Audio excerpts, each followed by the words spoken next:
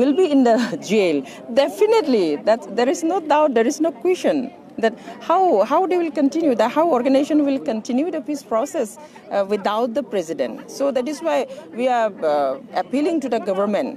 There is still time that they should give priority to the peace process, because we are the indigenous of this soil, we are the son of the soil, we are the aboriginals of this state, of this land.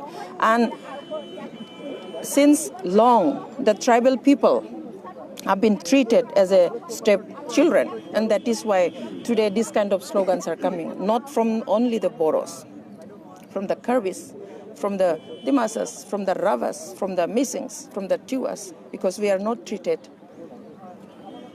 same, always discriminated. Now here, being a head of an organization, he had been put to bar, he had been convicted for life imprisonment. Okay, fine. Then what about the other armed groups leaders? Right. They have also killed children, they have also killed Hindi speakers, they have also killed SPs, MPs.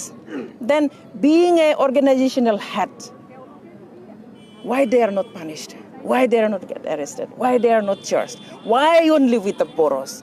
Why only with the Boros? This is the question. So, do you think that this thing will hamper the peace process? We did not expect anything good, because the government, we don't get anything from the government, as well as the administration, the police, the army force. Even today, the court also has shown that you don't get same justice with the larger group of Assam, because we are a minority here, and it is very clear. So that is, we did not expect that something miracle will happen here. So now we'll be moving. We'll keep on fighting outside or inside.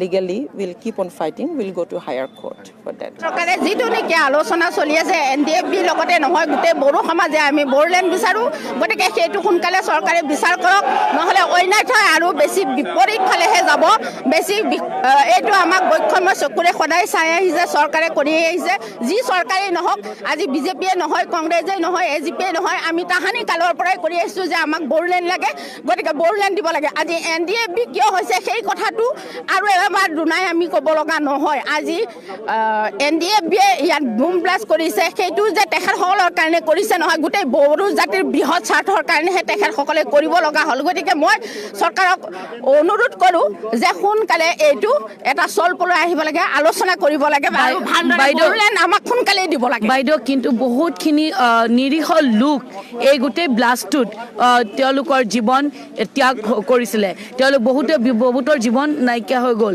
বহুতো ডেকা নাইকিয়া হৈ গ'ল এই বিষয়ে কি কয় যদিও ইস্যুটো বড়োলেণ্ড নহওক বা হ'ব লাগিবই আৰু সেই বুম ব্লাষ্টত যিসকলে মৰিছিলে তেখেতসকলক কিবা এটা সংস্থাপন দিয়ক আমি তেখেতসকলক দিব নালাগে বুলি কোৱা নাই আৰু NDFB যেতিয়া বুম ব্লাষ্ট কৰিছিলে এখেতে মৰিব বা মই মৰিম বুলি হিনি তেখেতসকলে কৰা নাছিলে অগতে তেখেতসকলৰ কিবা ভাগ্যত আছিলে এক্সিডেণ্ট হৈও কত মানুহ মৰে কোনে ডাইৰেক্ট গুলিয়াই মাৰি আছে তেখেতসকলক কিবা ফাঁচিৰ অৰ্ডাৰ দিছে নেকি জাক জমন কাৰাদণ্ড দিছে নেকি গতিকে আলফাও ধেমাজিত কৰিছিলে তেখেতসকলক ধৰিছে নেকি অপেন পৰেশ বৰুৱাই কথা পাতি থাকে তেখেতক এৰেষ্ট কৰিব নোৱাৰে তেখেতসকলৰ লগত যোগাযোগ কৰি থাকে গতিকে তেখেতসকলকো কৰক কিয় NDFB ওপৰত কৰিব আৰু কিয় ন্যায় বিচাৰটো আজিলৈকে ইমান শান্তি আলোচনা চলি আছে কিয় তেখেতসকলে কোনো এটা হেৰিলৈ সঠিক দিশত আহিব পৰা নাই আমি যিটো বিচাৰিছোঁ সেইটো দিব পৰা নাই সেইকাৰণে আমি এইটো যদি বেছিকৈ হয় বেছি ধৰণৰ যদি ওপৰলৈ যায় তেতিয়াহ'লে আমিও আমাৰ বড়ো জাতি আমি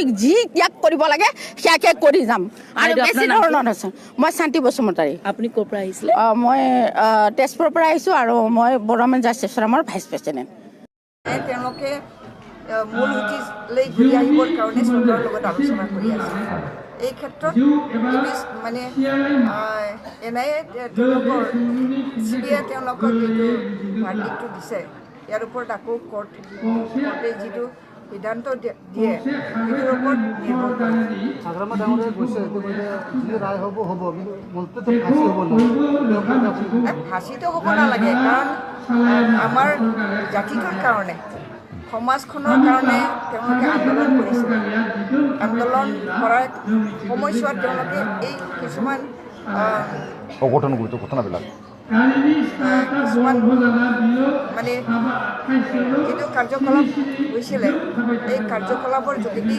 বহুত মানুহৰ প্ৰাণহানি হৈছে এইটো মানে আমি গভীৰভাৱে আমি শোক প্ৰকাশ কৰিছোঁ আৰু ইয়াৰ লগতে মানে চৰকাৰে এইটো দুটা বস্তুৱে দুটা দিশটো চাই পেলাই আমাৰ কোৰ্টে আমাৰ উচ্চ ন্যায়ালয়ে ইয়াৰ ওপৰত বিচাৰ বিবেচনা কৰিব সঠিক বিচাৰ তেওঁলোকে দিব বুলি মই ভাবিছোঁ। অসমত উগ্ৰপন্থী হ'লে কোনো উগ্ৰপন্থী নহয়, অকল NDP নহয়, আলফা আছে। আজি চাওক আলফা ঘূৰি ফুৰি তেনেই আছে আৰু তাত 20-25 চলি আছে, একো কৰা নাই। কিয় আজি অকল বড়োৰ উগ্ৰপন্থী এনেকুৱা কৰিছে? আজি আমি এনেকুৱাই লাগিছে যে ভাৰত চৰকাৰে ফুচুলাই উগ্ৰপন্থীবিলাক আনি পিছ প্ৰচেছত লৈ আহিছে আৰু এটাকৈ এই আলোচনাক ফাৰ্ষ্ট ষ্টেগত লৈ আহিব লাগিছে। এইটো বাদ দি কিন্তু কি কৰিলে আজি ক্ৰিমিনেল কেছো ফাৰ্ষ্ট ষ্টেগত আনিলে আৰু এনেকুৱাই আমাৰ ৰঞ্জন ডাঙৰীয়াক ডিয়াৰ নাবলাক লাইফ ইমপ্ৰিজনমেণ্ট কৰিলে। সেইকাৰণে আমি যিটো ক'বলৈ ওলাইছোঁ যে ইণ্ডিয়ান জুডিচিয়াৰী ছিষ্টেম লেক দি মৰেল অথেণ্টিচিটি। আমি জানো অঞ্জলি বাইদেউ এটা কথা কৈছে, আমি একো ভাল বস্তু এই ছিষ্টেমৰ পৰা আশা কৰা নাই, কিন্তু এই যি মানুহে পিছ প্ৰচেছত চলি আছিল যে বড়োৰ সমস্যা আজি 11 বছৰ 12 বছৰ 13 বছৰ পাৰ হৈ গ'ল যে বড়োৰ সমস্যা সমাধান হ'ব বুলি, আৰু গোটেই বড়ো জাতি এই বড়োলেণ্ডবাসী ক'বলৈ গ'লে, কাৰণ আন্দোলনকাৰীবিলাক অকল বড়ো জাতি নহয়, অনাবড়োবিলাক আছে, বড়োলেণ্ড খুজি আছে, বাৰে দিল্লীত গৈ আছে। আমি এইটোৱে আশা কৰিছিলোঁ আজিকালি দিনত 2020 এটলিষ্ট MP ইলেকশ্যনৰ আগত যে কিবা এটা চুক্তি হ'ব বুলি। চুক্তিটো ক'ত? এতিয়া আমাৰ নেতাক যি পিছ প্ৰচেছত বহি আছিল, আলোচনা কৰি আছিল যে বড়োৰ কিবা এটা ব্ৰিটিছৰ পাছত এটা ডাঙৰ চুক্তি, ইফ নট বড়োলেণ্ড।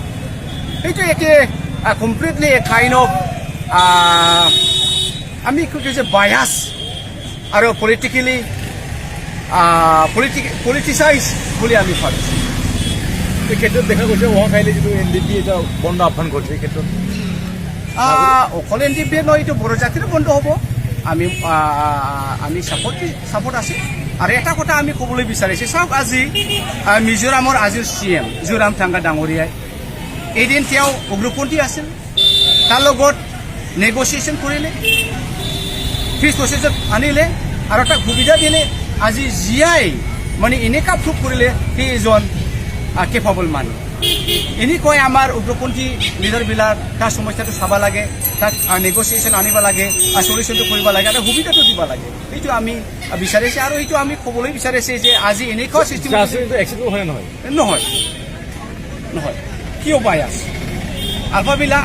চাওক আজি আমাৰ নৱ কুমাৰ চৰণীয়া ডাঙৰীয়াই 28 বেটেলিয়নৰ কামাণ্ডাৰ আছিল, বিভিন্ন মাৰ্ডাৰ এক্টিভিটি, বম্বিং এক্টিভিটিত যোগদান আছিল, তেওঁ MP হৈ আছে। আমাৰ নেতাবিলাক কি সুবিধা দিয়া নাই? এইটো বায়াছ, জাতি চাই পেলাই মানে বায়াছ। Thank U.